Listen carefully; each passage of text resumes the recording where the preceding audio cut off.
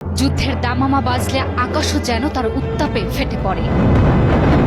আর এবার সত্যি বিদ্যুৎ চিরে আকাশ কাঁপিয়ে ছুটে এসেছে ইরানের ক্ষেপণাস্ত্র একটার পর একটা।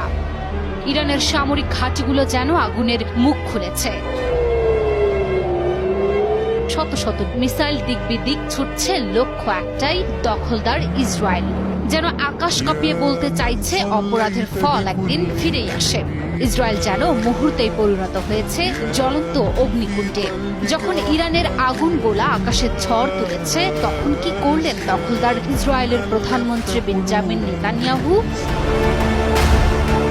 ইসরায়েল দীর্ঘদিন ধরে যেমন ইচ্ছে তেমনি চালিয়ে গেছে হামলা, কিন্তু এবার চোরের মায়ের বড় গলা নীতিতে বাঁধল বিপত্তি।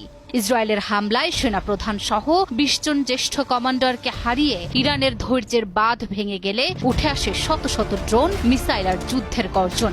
ইরানের একের পর এক পাল্টা হামলায় বোঝা যাচ্ছে এবার আর কথার ফুলঝুরি নয়, চলছে আসল জবাব।